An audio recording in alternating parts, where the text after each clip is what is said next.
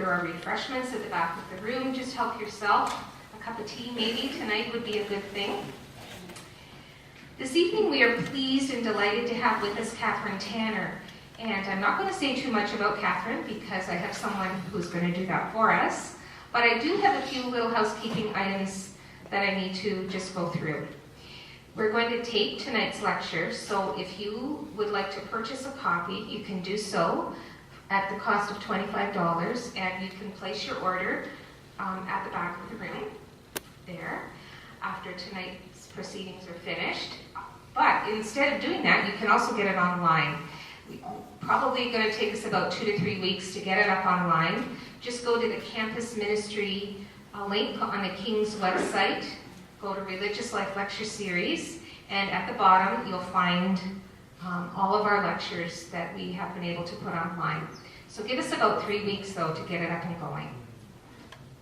Our refreshments this evening have been provided by the Alumni Affairs Department here at King's. They're very supportive of our lecture series. I don't see anyone here from that department, but if they were here, I'd be offering them thanks.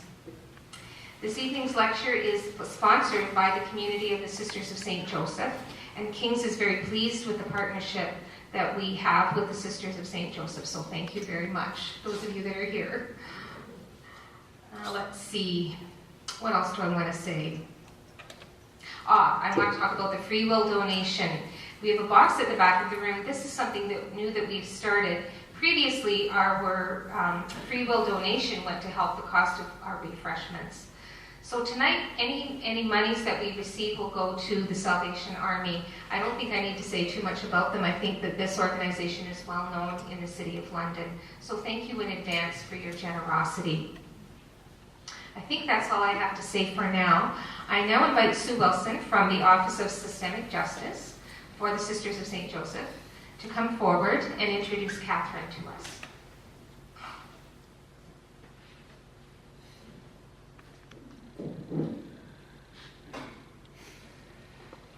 Good evening. For the past year and a half, the Sisters of St. Joseph have been inviting speakers in to help us look at how we might engage financial and economic systems in ways that open up possibilities for justice.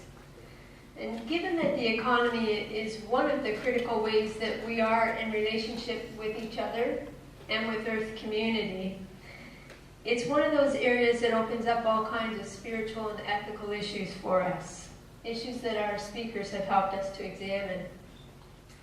David Corton was one of those speakers, and he suggested that the economy of hoarding and domination is dying, and a new economy of life and partnership is struggling to be born. He called on us to be part of this transformation by joining together to rebuild not just local economies, but situating these local economies in local communities and healthy bioregions. Jim Stanford was another speaker who emphasized a new economic model as well, one that focuses on meeting social and environmental needs and that serves as a basis for creating strong and sustainable communities. Armenian Lysian challenged us to work from a deeper sense of the abundant life, not just more material things, but stronger community ties, not just endless choices, but freedom for everyone to develop their potential. And John Dillon came and insisted that the dignity of each person requires us as a society to have a much stronger value, to place a much stronger value on public goods. Paul Hawkins suggested that this is our chance to act not just as Canadians, but as global citizens. And he reminded us how deeply we need each other's care and compassion. Tonight we have Kathryn Tanner with us. As a theologian, Kathryn is well suited to bring themes from the Christian tradition into dialogue with our financial and economic realities. Kathryn joined the Yale Divinity School faculty in 2010 after teaching at the University of Chicago for 15 years and Yale's Department of Religious Studies for 10 years. She's the author of many scholarly articles and books, including her most recent book, Christ the Key. In this current academic year, Kathryn has a loose fellowship and is on leave, researching financial markets and the critical perspectives that Christian theology can bring to bear on them. Please join me in welcoming Kathryn Tanner.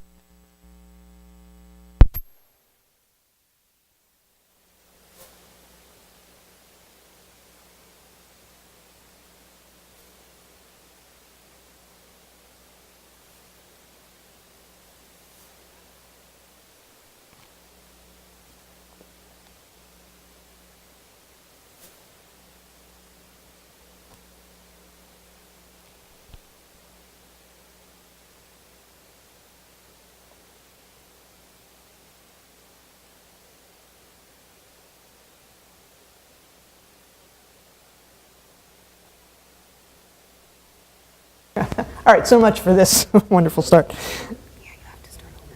I have to start over? Well, a little bit, because she's going to pick it up. Oh, gosh. No, you All right. have to start right over. No, you're good. It's on? It's on now. All right. Well, yes. Okay. So you can, Christians can criticize the present configuration of global capitalism in which financial markets are so dominant in light of a Christian concern for the poor. I'm a bit flummoxed at this point. It's clearly not hard to convict global capitalism now or in the past on this score. It's still the case that nearly a billion people live on less than $1 US a day. 40% of the world's population live on $2 a day. That's from 2005 UN Development Report. 25,000 children die every day from malnutrition and preventable diseases, according to a 2007 UNICEF report. And the financial crisis has certainly not been good for those struggling to make a living. Lots of people, certainly in the United States, have been thrown out of work. It's very hard to get credit. Lower income people were targeted by the whole subprime mortgage fiasco, and they've lost their homes. So this critique of global capitalism from the position of a Christian commitment to the poor and respect for the dignity for all persons, including the poor, this kind of criticism is all to the good. It's very easy to make. I think it's a pretty irrefutable case. But I like to come at things from a little different point of view, try a different tactic. What I'll try to argue tonight is that Christianity, in its basic doctrines about God and the world, is really offering a whole vision of economic life, and that Christians can use that to gain a handle on financial markets as well as everything else economic. So that's what I'd like to try to demonstrate this evening. On my understanding of it, I'm a systematic theologian. This is what I do. I try to come up with an account of the Christian story. On my understanding of it, the whole Christian story is a story of economy, with every basic Christian claim making a contribution to it. Embedded within the fundamentals of the Christian story about God and God's relation with the world is an account of a kind of system for the production and circulation of goods, starting with God, the highest good, and extending the goods of God's own life to the world from the beginning of the story, creation, to its end, redemption. The Christian story, after all, is a story about God as the epitome of all good, the highest, supreme, all-comprehensive good. This is a God constituted by exchange among the persons of the Trinity, a God who aims in creating the world, in producing the finite goods of the world, and in saving it, to distribute to it the goods of God's own life to the greatest degree possible. So you have exchange, you have production, you have distribution, you have a kind of economy. The principles by which these goods are produced and distributed, the basic principles that underlie all the ways that goods are offered to creatures by God, seem, to say the least, odd.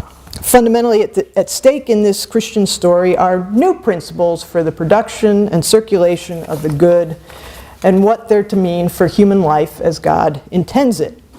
On my way of looking at things, then, every Christian claim or teaching, the most basic ones, they're directly and from the first about economic issues. Every Christian belief about God and the world goes to form a Christian view of the best way for goods to be produced and exchanged. Now, this way of bringing theology to bear on economic issues is unusual. The usual way of doing this is to consider economics to be a religious matter. Theology and economics can address one another head on because economics has its own gods, its own ultimate concerns of a broadly religious character which theology is therefore entitled to critique. The God of the economy, its ultimate is money. The market offers a kind of salvation, heaven on earth, through worldly means, for example, by way of a capitalist engine of growth sufficient to meet the needs of everyone on earth, supposedly. But my approach is the reverse. Theology and economics both concern economy in a very broad sense. They both concern, in a very broad sense, systems of exchanges, transfers, substitutions, and means of production. What they both discuss is economy in a way suited to their respective fields or arenas of human life centering around distinct sorts of goods. And that common economic concern is what allows theology and economy in a more narrow sense to fight it out. On the one side, then, there's a theological economy for the circulation of grace, by which I mean all the ways God's favor is expressed towards the world in benefiting it from creation through redemption. The way these goods of God's grace are formed and circulated, an economy constituted by fundamental principles for this production and circulation of grace as the Christian story of God and the world relates them. That's what you have on one side, and then on the other side, there's economy in the more usual narrow sense of that, the way goods are produced and exchanged in, say, capitalism. An economy made up of principles governing, for example, financial transactions, industrial production, competitive pricing, and so on.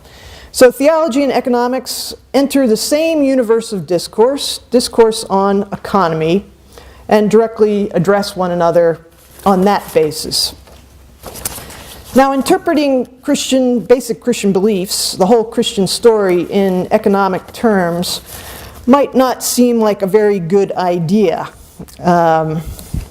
Just to be clear here, it makes sense from my point of view to place religion along with all the other arenas of human life within some very general economic frame and talk of religious interests and investments and efforts to monopolize grace.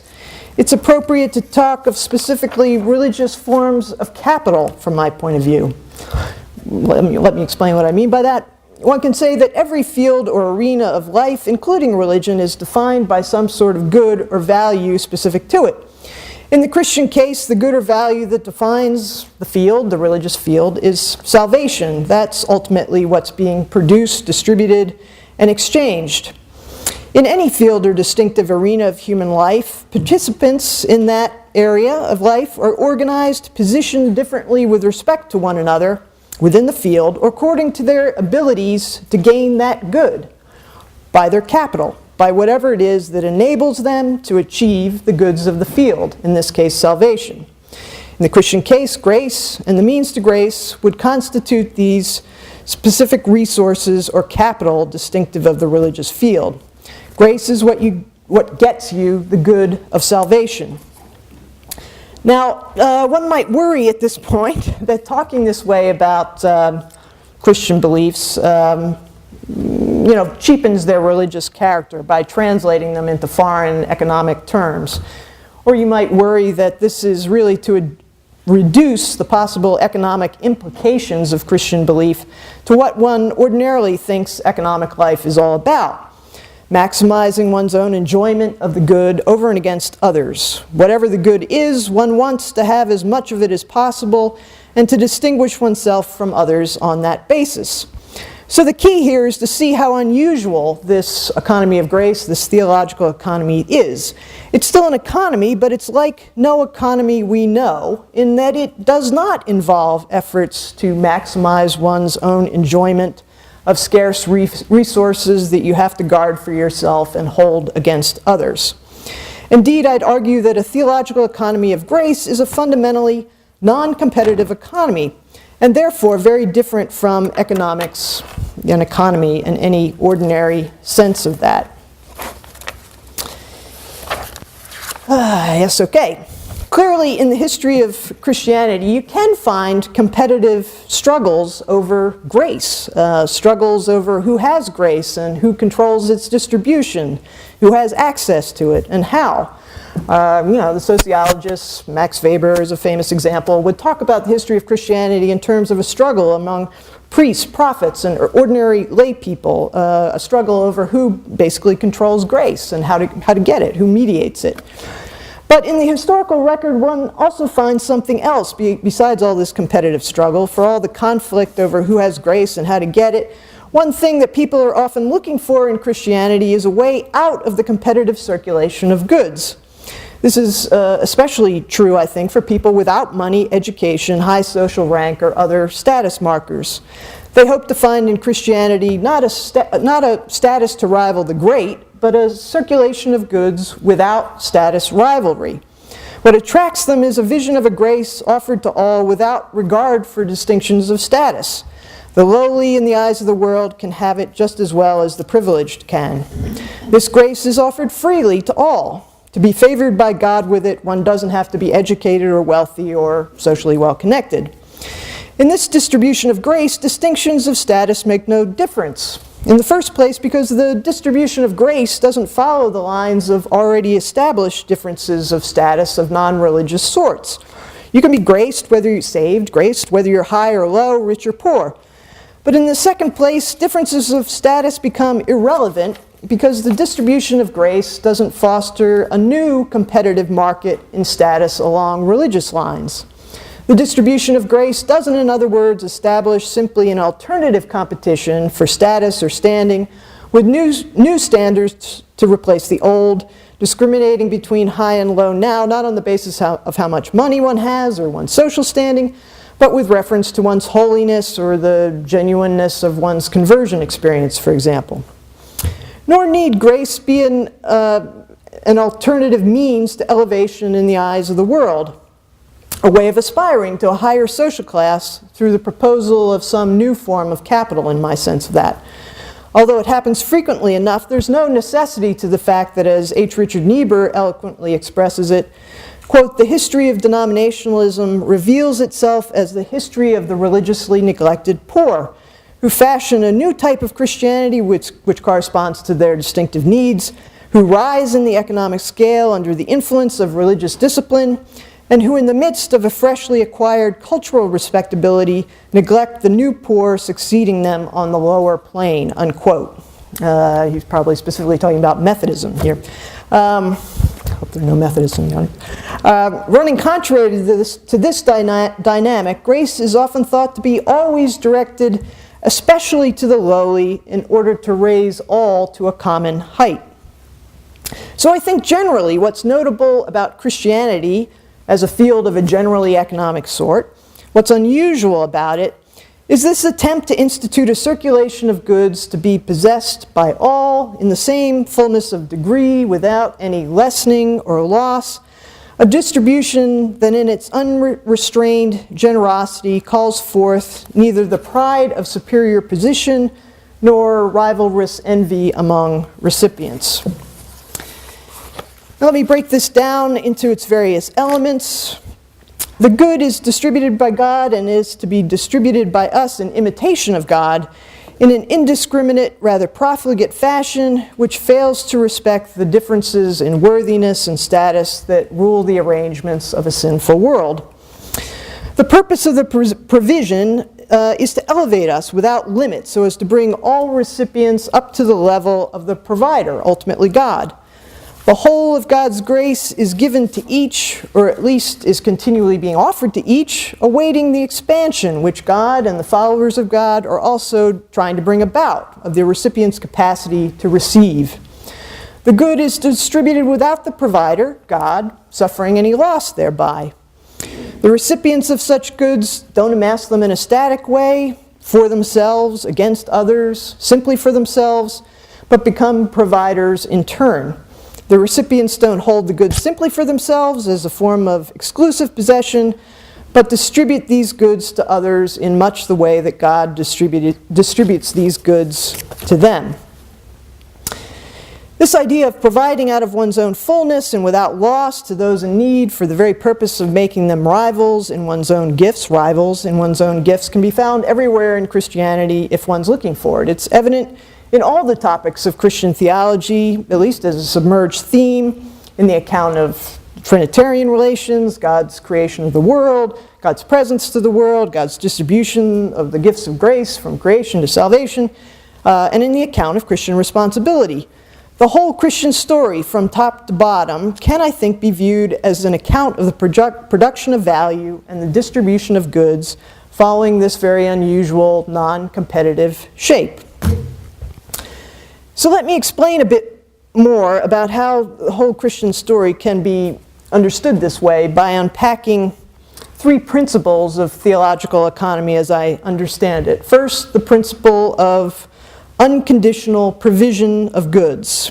Second, the principle of universal benefit. And third, the principle that I was suggesting kind of summarizes the whole, the principle of non-competitive possession and use. Meaning by that everyone benefits at the same time from the same thing. No one benefits at somebody else's expense, basically. And I'm developing this in theological terms. This is the point. These are principles that are underlying the Christian story as I, a theologian, am telling it. So let's start with the first principle. If a theological economy is structured in a way that reflects God's own provision of goods to us, it should be marked by unconditional provision, meaning by that the provision of goods is not owed by the prior performance of the recipients. And secondly, that this provision is not conditional upon some future return service. So an unconditional provision. So to unpack this theologically, God doesn't provide for us because of what we've done to deserve that. Benefits from God are not payments for services rendered. They're not owed by the fulfillment of some prior condition. This is so, first of all, because God provides us with all that we are as creatures.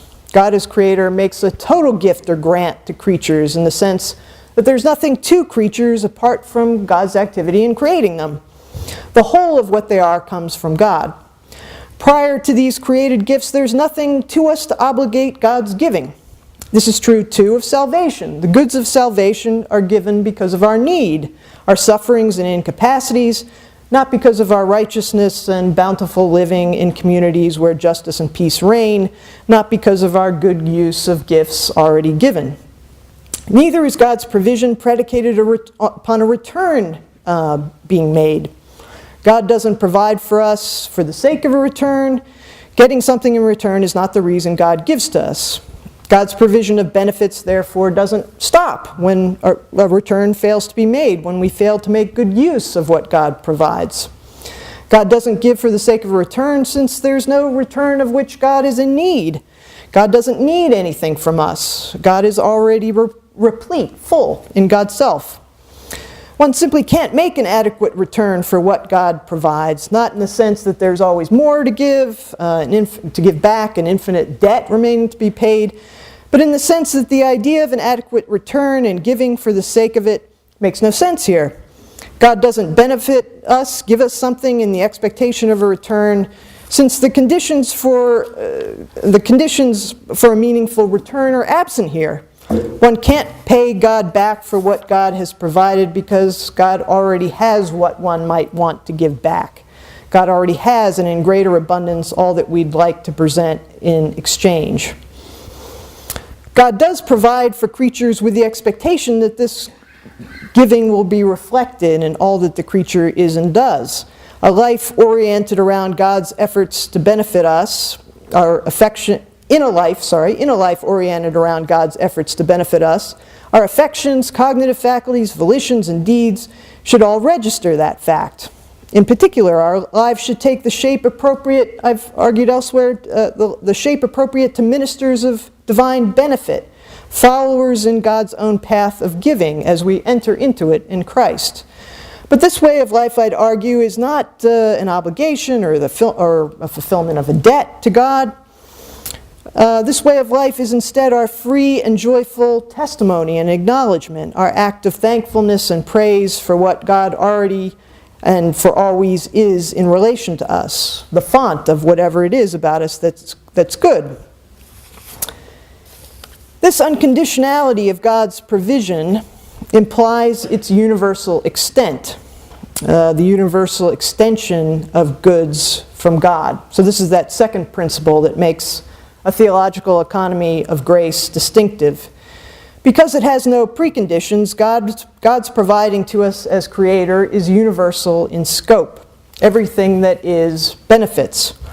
In Christ, God is clearly the God of sinners, as well as the God of the righteous, of the Gentiles who lack God's gift of the covenant, as well as of the Jews who have the benefit of the law, of the suffering as well as of the fortunate, indeed the God especially of the former, and that they're the ones in greatest need of God's help.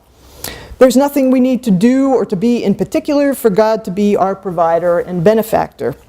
The distinction between good and bad, between Jew and Gentile, slave and free, all the distinctions that typically determine the boundaries of human love and concern fall away, in that God simply benefits those in need in order to address every respect in which they are in need, without concern for anything they especially are or have done to deserve it. God's provision indeed breaks all the usual boundaries of closed communities. In creating the world, God goes outside God to offer good things to the stranger, to what's not divine.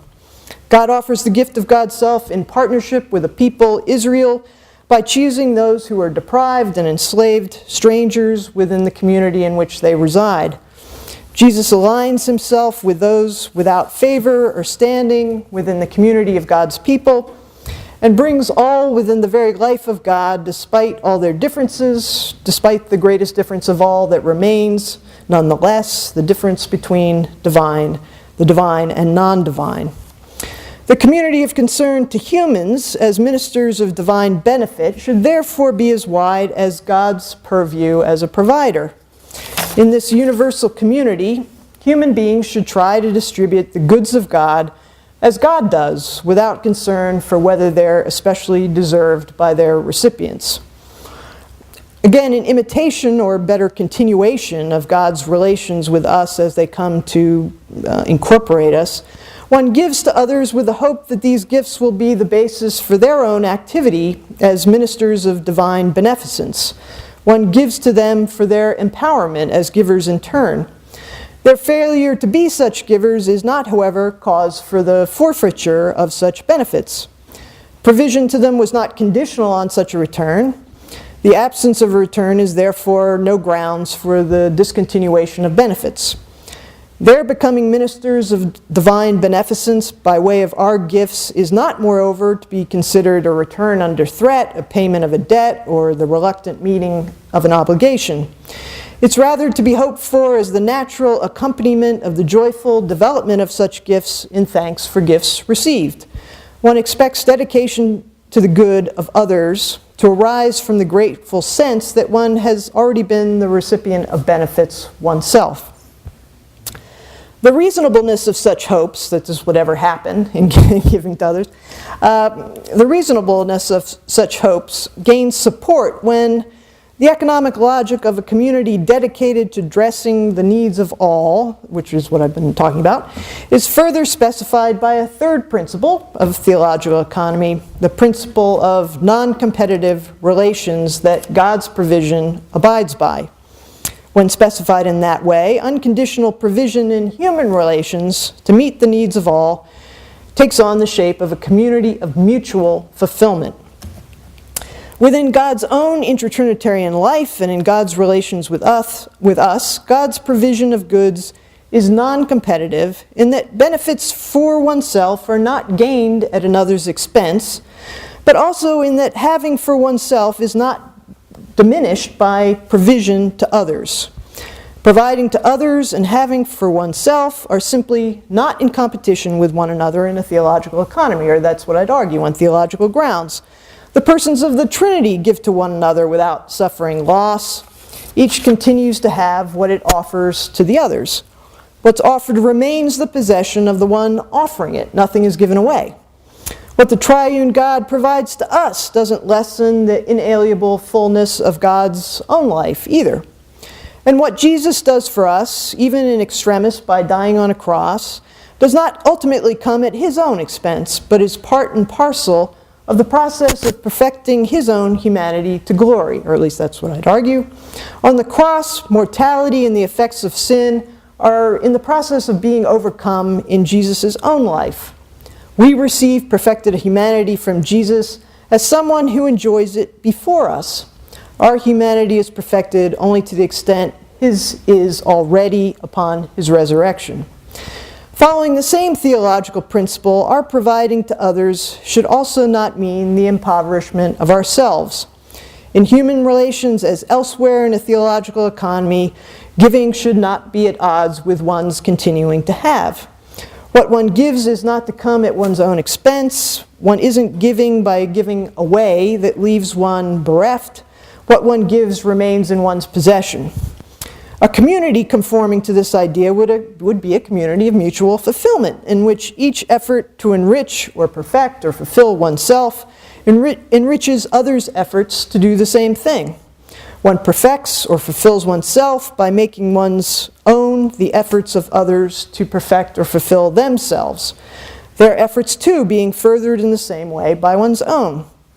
Something like this is happening all the time in community living, but it's rarely made a major principle of community reform and self-purification. I mean, an easy example of this is supposedly an educational institution. The more you know, the more I know by making what you know my own. So we all benefit together at the same time from the same things. Rather than being in competition with benefiting others, having becomes in this way the very condition of giving to others. Having received gifts ourselves from God and from all others similarly gifted by God, we give to others rather than withhold from them, rather than hold what we have simply as our own, as our exclusive possession. The first person of the Trinity doesn't begrudge the second and third anything. The triune God doesn't begrudge the world anything. The divine Word doesn't begrudge the humanity of Jesus anything. Jesus doesn't begrudge us anything, and neither should we. What we have for our own good, others should have as well. In virtue of the universal range of God's beneficent concern, recognizing the gifts of God's own life as God's gifts, recognizing the goods of one's own life as God's gifts entails recognizing God's efforts to give similarly to everybody else. The right one has oneself to the goods of life is therefore to be shared with all others and not held against them or withheld from them. Making what one has the root and impulse of giving to others is simply the summary story of God and the world on my telling of it. The triune God is a God that communicates the goodness of God's self within the dynamic life of the Trinity and outward in love for what's not God. The whole point of God's dealings with us as Creator, covenant partner, and Redeemer in Christ is to bring the good of God's own life into our own. Our lives participate in that mission and thereby realize the shape of God's own economy by giving that follows the same principle: self-sharing, giving of oneself for the good of others in a mutually fulfilling fashion. Okay. All right, there you have it.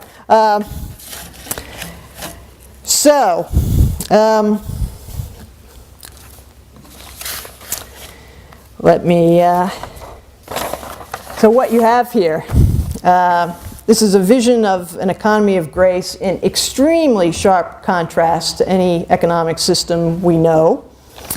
A fundamentally non-competitive economy of grace is certainly at loggerheads with the competitive principles at the root of capitalism, present day or otherwise. But I'd suggest that this is at the same time a practical theological vision offering practical direction and practical hope, some sense of how to get from here to there. Despite the root contrast of underlying principles between an economy of grace, and the way I just laid it out for you, and a capitalist one, there are any number of points at which a theological economy can latch or hook on to the present operations of capitalism in order to meet it in a struggle. Points of relevant intersection and intervention, I call them. Something about the workings of capitalism hints at the principles of an economy of grace, those three principles that I laid out for you in exhaustive detail. The hints might sometimes be positive intimations, intersections with an economy of grace. At other times, more like rifts or strains in the capitalist fabric to be addressed in uncommon fashion by what theological principles suggest, by some sort of theological intervention, in short. Either way, it's at these points that the present economic system might find itself pushed in new directions, reworked from within by a theological economy. Theological economy in this way challenges the ineluctability of capitalism's current configuration. Global capitalism can be changed and redirected by human decision. It's not an immovable object, an implacable juggernaut. There's always some room to maneuver within capitalism, different options that might be pursued. Capitalism is essentially marked by internal strains that allow for different courses of action to be decided by consideration, factors, and forces beyond its own sphere, by political action on the part, for example, of concerned Christians. So let me suggest a few places within capitalism where there might be points of intersection and intervention with a theological principle of non-competitiveness, and where capitalism might be pushed and pulled in different directions accordingly. There already exist non-competitive features of capitalism to provide the hooks for theological intersection and intervention. Certain non-competitive ideal possibilities, non-competitive best-case scenarios figure within capitalism itself. An economy of grace would latch onto these ideal possibilities or best-case scenarios and run with them, highlighting them as goals around which the present organization of global capitalism could be reconfigured. We know to begin with that competitive struggles between employers and employees within capitalism exist. Employers benefit by working their employees harder and paying them less and making do with fewer of them. The more they can do all that, the more they profit. This fundamentally competitive scheme doesn't, however, exclude a mutually beneficial possibility or ideal of a non-competitive sort. The optimal economic situation, indeed, is not one in which one's workers are paid next to nothing in order to maximize one's profit margins. If one pays one's workers next to nothing, they tend to be very unproductive workers, unhappy, unhealthy, uncommitted, non-innovative, unenergized. And if paying workers next to nothing were a general practice, there'd be no one with the money to buy the goods produced, particularly in the mass quantities, the economies of scale, as economists say, required by capitalist production in most periods of its history. The economic ideal of capitalism is a win-win, virtuous spiral, indeed, between forces of production and demand. Nationally, the ideal is an economy in which increased investment brings more well-paying jobs. Those jobs lead to more demand produces greater profits encourage more investment, thereby bringing the cycle full circle and allowing it to feed on itself.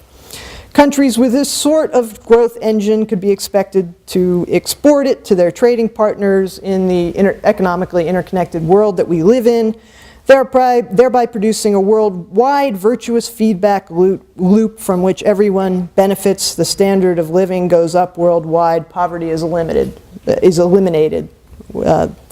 the ideal. One major point of intersection, then, between a theological economy and a capitalist one is this interest in mutually beneficial spirals. There's an obvious capitalist interest in fostering virtual spirals of mutual benefit between producers and consumers. The point of intervention here from a theological point of view would be that national and global economies don't presently enjoy anything like this kind of mutually beneficial spiral. Up until this point, the engines of economic growth nationally and globally have not been stoked by spreading the wealth, but by concentrating it in pockets of hyperconsumption. In order for the engines of growth to keep humming, the lucky few in the mostly already developed countries with relatively decent paying jobs have had to consume more and more, indeed beyond what they have the money for, by going into debt. That's all necessary, pockets of hyperconsumption made possible by increasing indebtedness, because the favored techniques for generating profit around the world just don't translate into widespread increased demand. The preferred worldwide techniques for profit generation seem to be the depression of wages and forms of corporate restructuring that produce heavy job losses. Even when corporations turn profits through productivity gains, they're not inclined to share these increased profits with their employees in the form of increased wages. The decline of organized labor in many developed nations means that they feel no pressure to do so. Companies feel compelled indeed to maximize profit margins on the backs of their employees because of competition for capital with highly profitable, short-term, and relatively up until recently unregulated financial markets. Moreover, as production has shifted to low-wage sites in various parts of the world, little effort has been made on an international level, at least, to encourage the creation of domestic markets there. Transnational corporations are quite happy if wages are kept low in these sites of production within the so-called developing world, despite the likely depressive effects of this on the domestic markets of these countries, and even if restricted government service provision, the sort of service provision necessary to improve the business climate of these nations, proves necessary to keep wages low. In order to secure foreign debt repayment, the International Monetary Fund, until very recently, has encouraged, through the so-called structural adjustment programs, has encouraged every so-called developing nation to produce for export while imposing strict restrictions on government spending and on the money supply that depress their domestic markets. People in these countries can't buy either what they sell to others or what others are trying to sell them. One might then, even before the present financial crisis, have questioned the stability of the present win-loss structure of the world economy. Profit with widespread wage stagnation and unemployment in the developed nations, and widespread poverty within the developed nations too, but certainly worldwide, and think with some reason that the world economy could very well fall into a vicious cycle of decline in which losses in one sector or nation feed losses everywhere so that everybody goes down together. Fiscal and monetary austerity programs in the developing world can't be depressing domestic demand everywhere, and declining real wages can't continually be paying for profit increases in the already developed world without at some point fomenting a demand crisis, a crisis of underemployed productive capacities. The burgeoning domestic consumer markets of China and India have, of course, made some difference here, but unfortunately for us in the already developed world, all this might mean is that we're now the ones to be left behind, our standards of living in potentially sharp decline. There's no impetus to change this win-loss structure of global capitalism, nationally or globally, because of the huge profits being made within financial markets. Because of the huge profits made from what's called fictitious capital creation. Fictitious capital is capital that increases apart from any increase in the real production of goods and services. Money makes money here without the intervention of productive investment, so you're not loaning people money to sink into productive investments, say factory equipment, with the money to repay the loan generated out of the profits from what they produce for sale. Money is basically making money here without that step, without going through productive investment in, say, typical forms of industrial production. Loans are a very primitive form of this kind of fictitious capital creation, but one can now sell loans themselves, as we all know too well, collateral debt obligations or that kind of thing. Banks can use their future earnings on mortgage loans as a kind of security to sell bonds to others, which these investors can either keep for the interest earnings or sell on secondary markets. Bad loans underlying these secondary markets have been the direct source of the current financial crisis. Indeed, until very recently, one could turn almost any expected future earnings into instant cash by repackaging those income streams in the form of bonds. This futures market, moreover, has been transformed over the last 20 to 30 years. One's not just contracting to buy or sell some real commodity like wheat at a certain point in the future, but you're contracting to buy or sell in the future some financial product, for example, stocks in a company or a foreign currency. The buying and selling of these kinds of options to either buy or sell, say, foreign currency at a certain price within a certain time, have become important hedges against risk where financial products change their value quite often on the open market. The value of currencies, for example, and therefore the exchange rates between them now float on the open market. Betting on exchange rate fluctuations by buying and selling different currencies via computerized markets has become, extremely big business. The money being made from all these non-productive monetary transactions, non-productive meaning they're not going through any kind of industrial production, they're not concerned with the production of with the creation of goods and services, non-productive monetary transactions from the selling of loans and currency speculation. All this stuff completely dwarfs at this point the real economy of things made and consumed even after the financial crisis. One doesn't have to worry about the win-loss structure of current national and global economies or the possible vicious cycles of decline in the real economy. A credit crunch producing low consumer spending, leading to lower levels of production with ensuing layoffs, producing further declines in consumption.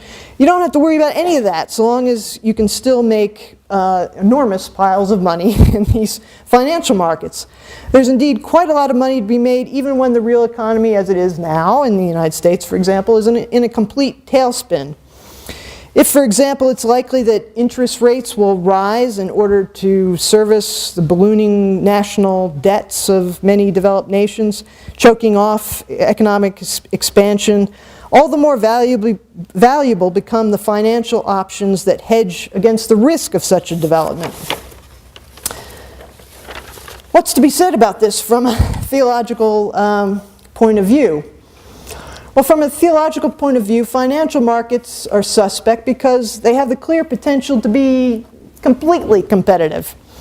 Financial markets in general are a problem on this score, and the free, unregulated flow of finance capital on the national and global scenes only compounds the problem. Disadvantaged people, those without money, never benefit from the increased profits to others that occur in unregulated financial markets. People without money are by definition not worthy of credit. They either don't qualify for loans at all or must pay much higher rates of interest than those who already have money and want more. People without money are thereby further disadvantaged by these financial markets. Those with money to lend to them profit from their added distress via the higher than average interest rates that poor people pay. In even the best case scenario, people without money have to pay more for it, therefore enabling those with more money to make a better return. I mean, that's basically a zero-sum competitive game. The new financial markets that I was mentioning before, that we're all too familiar with, especially in the United States, only accentuate this competitive streak of financial exchange generally. Someone's gain is always simply somebody else's loss. For example, at the first sign of weakness, I sell my currency or stock holdings or real estate faster than you do at your expense, since my selling brings down the price that you'll get. The whole idea is to buy cheap and sell dear. This is true, too, for the many opportunities a worldwide financial market provides to arbitrage, temporary price differences for the same sort of financial instrument in different markets. Before people notice the opportunity and wreck the game, one buys up the cheaper instrument in one market and simultaneously, via computer technology, sells it for more on the other. That's arbitrage. Free-flowing finance capital might be expected, in theory at least, to spread out to where it's most needed. For example, if a nation lacks domestic sources of funding for productive investment in factories, etc., it might borrow the money abroad, you would think. The reality, however, is that finance capital pools or concentrates in risk-free zones. It runs from those who need it most. Bankers don't preferentially lend to nations in economic difficulty. They're much more comfortable pulling their money out of nations in that situation, which simply adds to those nations' worsening condition. Ordinarily, speculation on futures and commodities, that's where the futures trading originally started, where you're talking about real commodities like wheat, betting on whether the price of a commodity is going up or down, that could help to stabilize prices. But in the unregulated markets in financial instruments of today, every speculator rushes in at once to buy at the first sign of possible profit or to sell at the slightest hint of increased risk.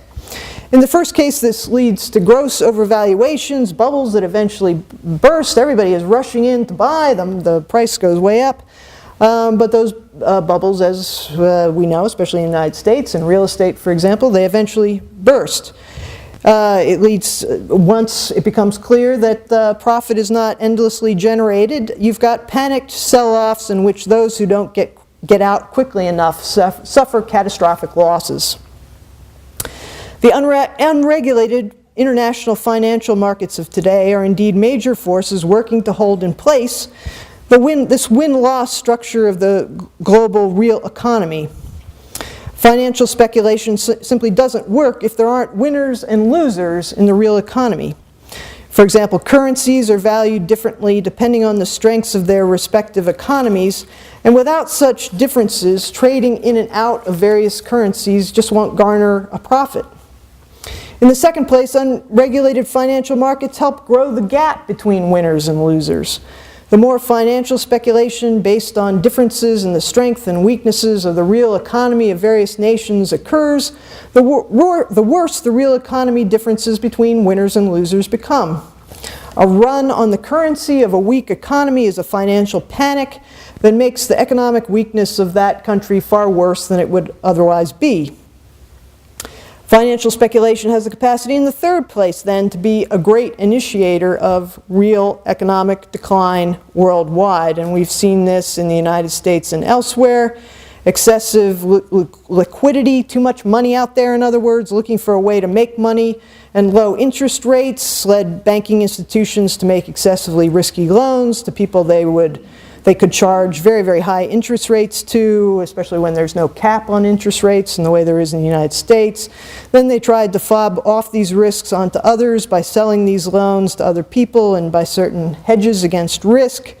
Again, unregulated credit default swaps. And, this is basically a whole house of cards that fell. Today's international financial markets are simply not good for productive investment. They encourage its decline. These financial markets divert capital from productive investment by offering the possibility of greater short-term, near-immediate returns. Money that flows into a country and bets on short-term exchange rate movements just can't be used to build factories or create jobs. The short-term profits offered by these financial markets also force productive investment in the real economy to take a very short-term view that's hardly compatible with productive investment at all. Productive investment, investment in equipment, in factories that produce real things, productive investment naturally ties up money much longer than financial speculation would before showing any profit. But now companies that make real things must compete for money with financial markets that produce huge returns in an instant. If you can take $1 billion and buy up a currency and sell it the next day for not necessarily much more than you bought it for, but it was $1 billion, you're going to make an awful lot of money in an instant.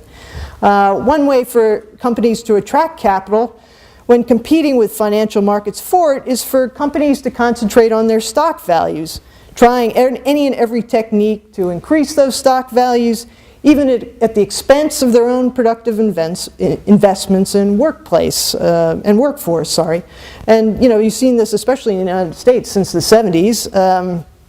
You're trying to increase your stock values basically through mergers and selling off of the assets of the companies that you've acquired, and basically by downsizing, getting rid of all your workers. And what this leads to, stock values do go up, but the stock values are typically overvalued relative to the underlying fundamentals, because you've basically got companies that have no workers and aren't producing anything, leading to stock market bubbles, again, which we've seen in the United States quite recently. Financial markets thrive on the volatility of fluctuation in interest rates and currency values in unregulated markets, but this volatility only fosters the same short-term thinking on the part of companies. The risks and uncertainties of such a financial climate make businesses hesitate to do anything with any long-term consequences, for example, to hire more people. Business decisions, moreover, are simply harder to make when the costs of funds for investment might increase overnight, or when the prices for the various components required for production fluctuate day by day with exchange rates in the many different countries that transnational corporations now draw into the same production process. The sort of volatility that stokes the hedging of bets in financial markets is, in short, just not good for business. So, what's to be done here? There are a million different possibilities that are being floated out there. The Dodd-Frank's bill has been passed in the United States. None of this means anything until the details of this are worked out. Certainly, it looks like there needs to be some discouragement of financial speculation and a way of making productive investment more attractive relative to these huge profits that are possible in unregulated financial markets. There might be all kinds of ways of making financial speculation more expensive, more costly, to kind of equal the playing field so that the profits are not so astronomically large compared to the possible profits from productive investment in manufacturing, production of real goods and services. There might be steps that could be taken to limit arbitrage. If you've got international regulations across countries, across a variety of markets, so it's not possible simply to buy up say to get a loan in Japan and then use that at very low interest rates and then take that money to another country where they're very high interest rates and you can loan that money out to somebody else. So that's simply arbitrage. It's simply pushing money from one place to another to make enormous amounts of money. You could stop this if the international community wanted to stop this. They could, but it requires an awful lot of international cooperation, which of course is not the easiest thing to do. The free flow of capital, finance capital across borders, that can be stopped by national policies that prevent money from flowing in and flowing out without any friction. But again, you need to do that on an international level in order to prevent capital just simply, financial capital just simply moving from your country to another one in which there aren't those same kinds of regulations. So there are all kinds of things that could be done on the international as well as the national level to kind of dampen financial transactions relative to other kinds of capitalist markets. But what I've done here is try to give you a theological reason based on a vision of an economy of grace for supporting such measures. Thank you.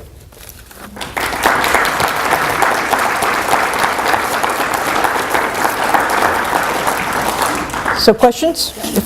And I'm happy to. great. And just if you have a question for Kathryn, please use the microphone so we can record your question. Thank you.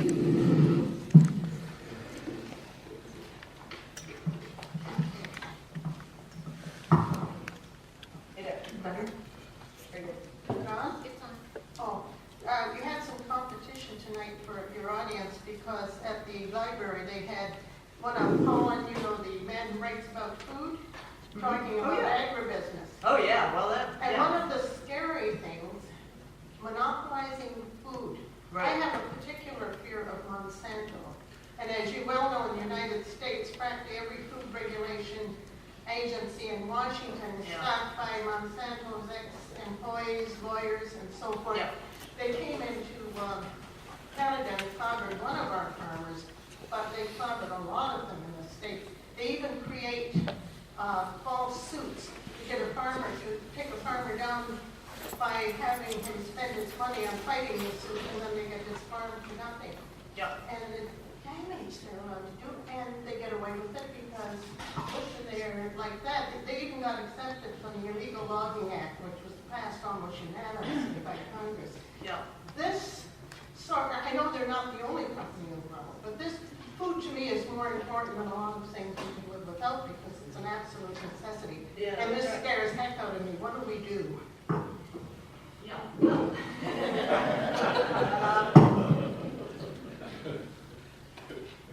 yeah, I mean, there are lots of reasons why you've got huge transnational corporations, cornering the market in food and pushing out smaller producers. I mean, some of that is what I was talking about in terms of this win-loss structure of the present configuration of global capitalism.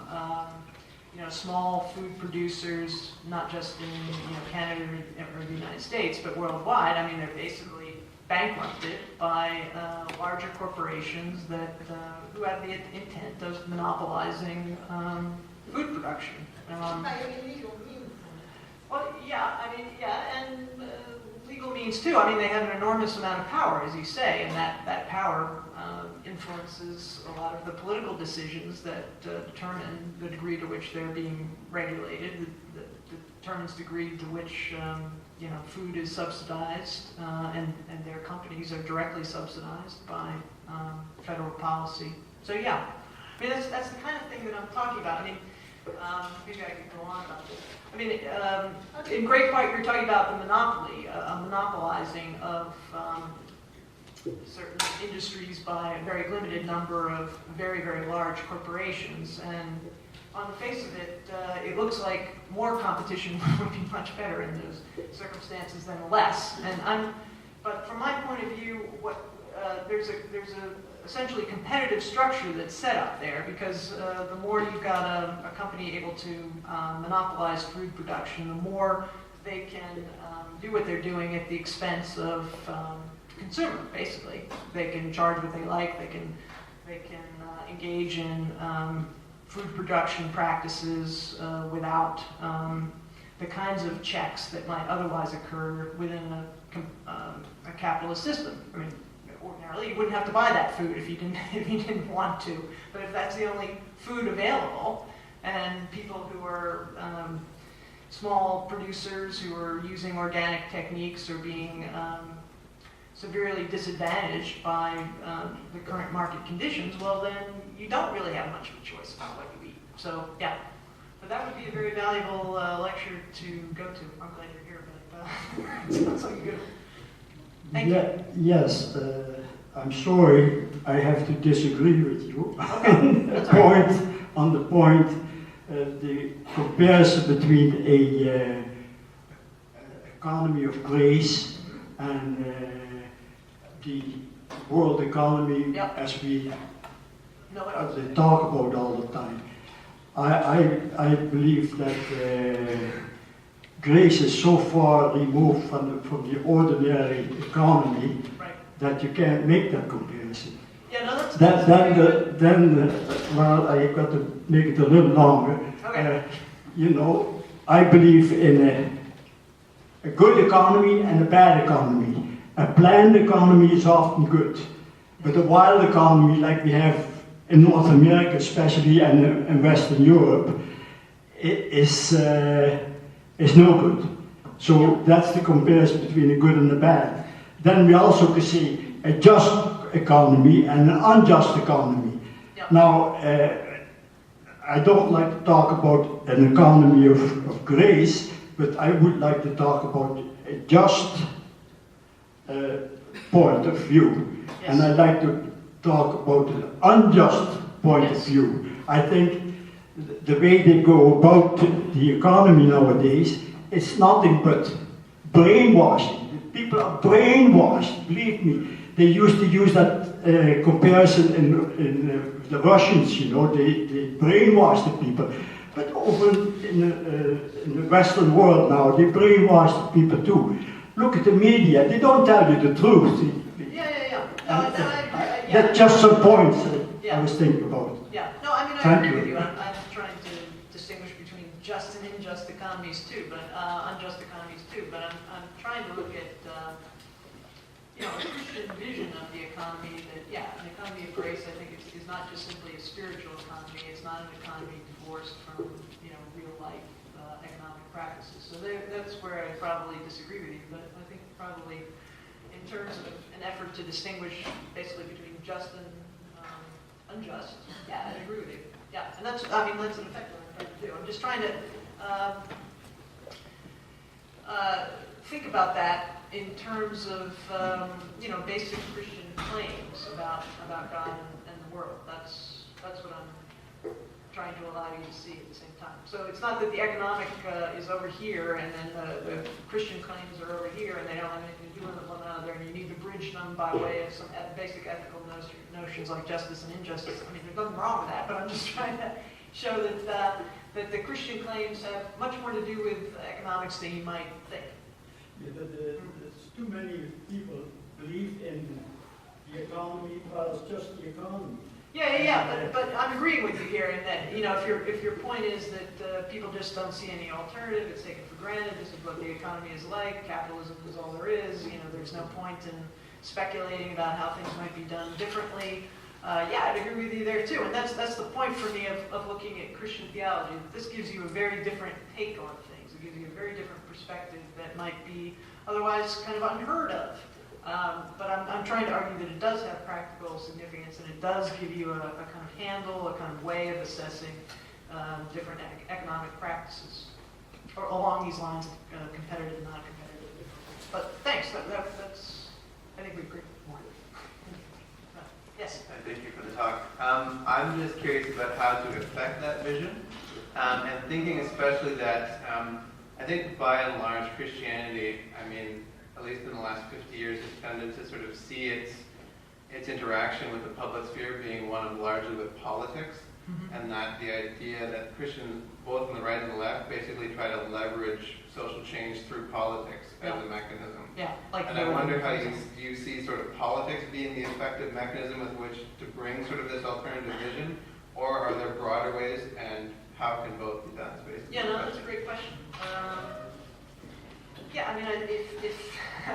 If political influence could be affected, that would be great. One of the problems is just that there's such an enormous concentration of wealth. If these financial markets are so lucrative, the amount of money you're talking about here is staggering, and that does buy a lot of political influence. So it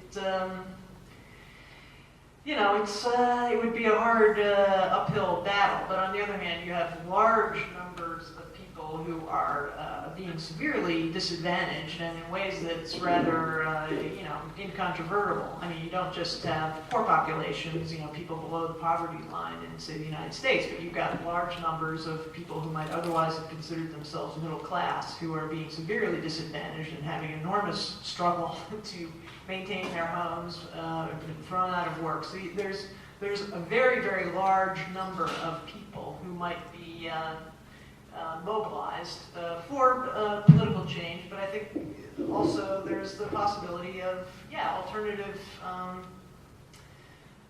practices, especially on a local level, local economic experiments that might involve, for all intents and purposes, decoupling from what's happening on the global economic scene. So there's lots of I think you've heard some lectures already about that, and I think those experiments are quite worth doing. So I think you need both, in short. But I think on the question of political mobilization, that might be easier now that you've got the problems with the present system are quite obvious, I think, or they should be obvious if one is not brainwashed. Yes? Thank you for your talk. Just a few thoughts that I'd like to share and perhaps hear your comments on them. The American society has always been built around a strong sense of individualism. It's rather ironic that there's a large Christian right that dominates that society as well, but Yeah.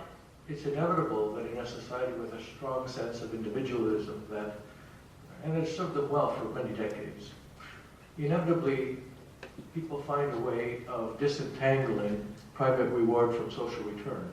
Yeah. And that's what's happened here. Right. There is no social return to moving money around and making profit from that.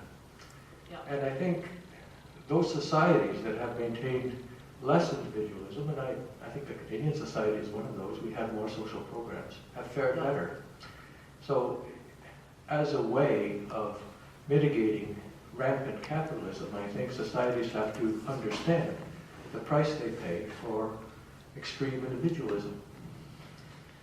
Yeah, I think certainly the United States is, that's a lot of the rhetoric, certainly understanding of freedom, every individual is responsible for themselves, and there's very little public rhetoric, at least political rhetoric, among, the major parties that would suggest that, there's a common good and that we're in this together, and that, a social safety net might be nice, and,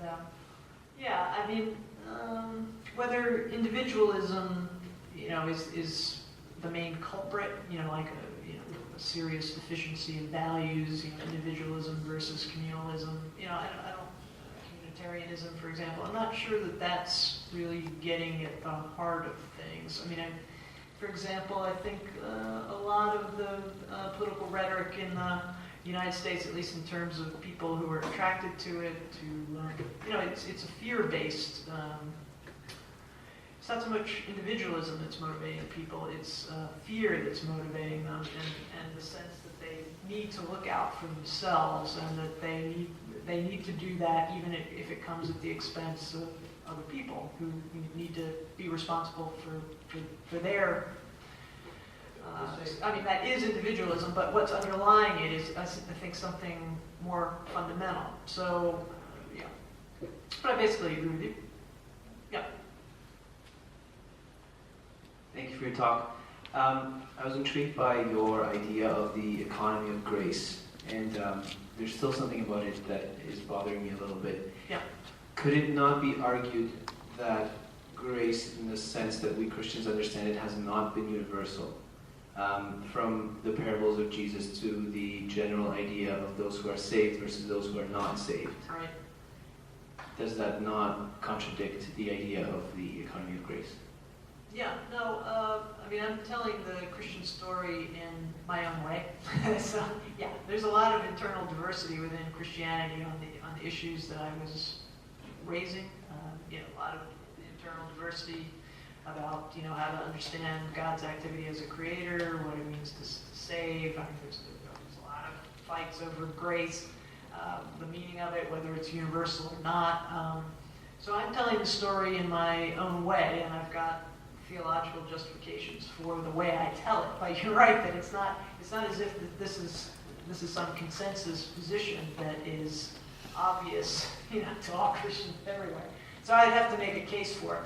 In part the way I'm developing it, why I'm stressing, say, unconditional benefit, universal scope of benefit, non-competitiveness, is that I'm looking at Christianity as a way of constructing another imaginative world, if you want.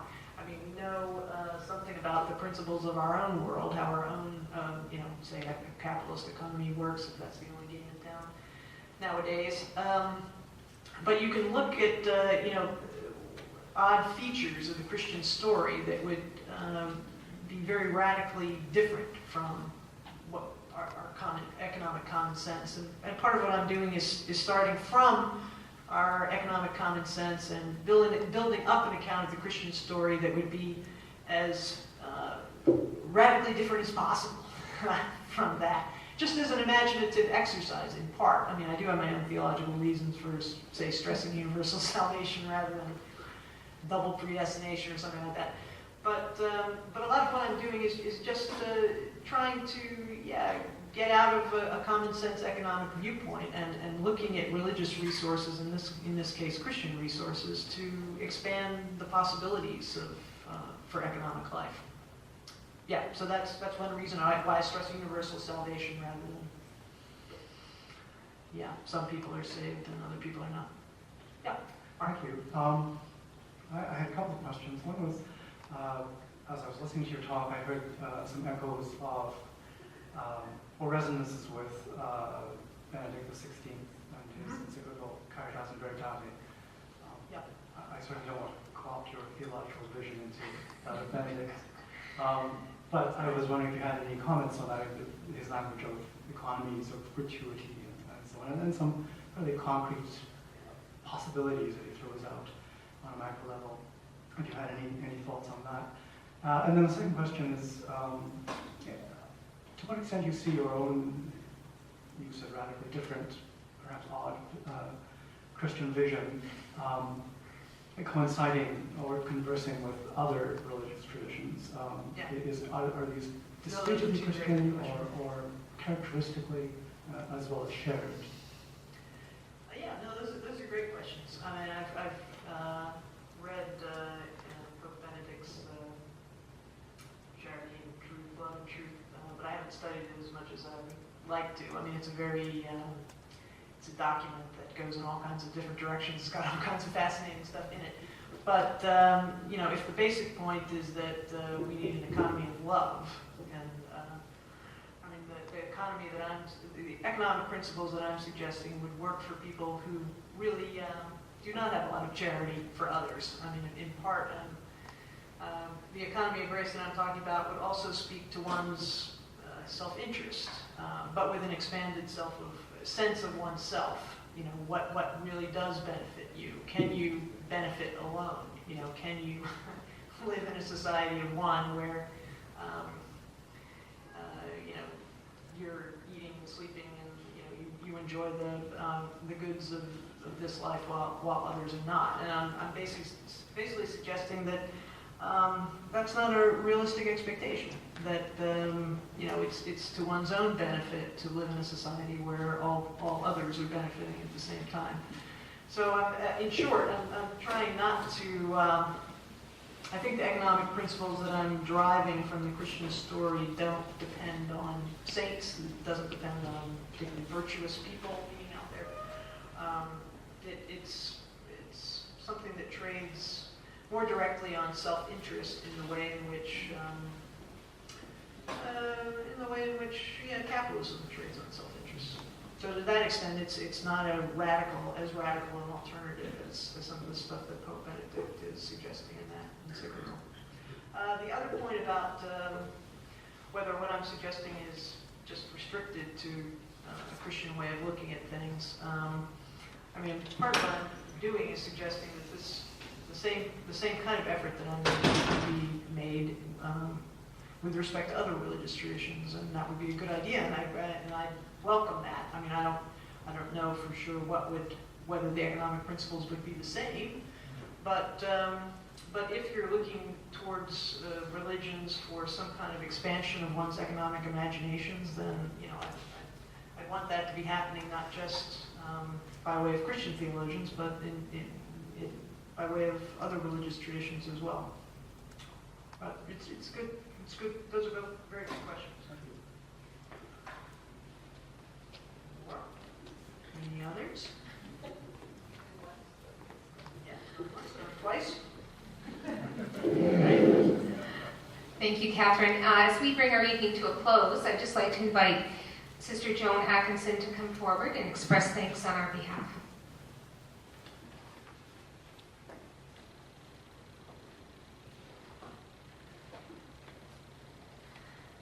Kathryn, on behalf of all of us gathered here, and I think even a bigger community that have been engaged in a conversation with us around the economy, thank you tonight for giving us another lens to look at some of the questions that we grapple with and that the financial crisis has raised for all of us.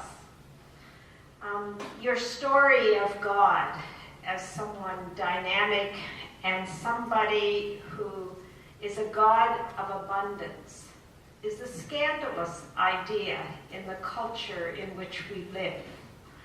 But thank you for bringing that vision of God to us tonight.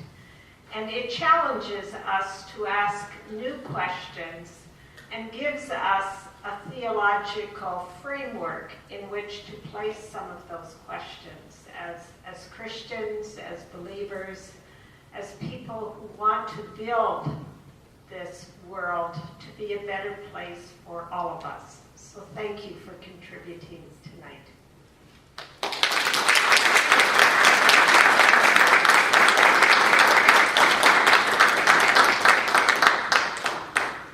This brings our evening to a close.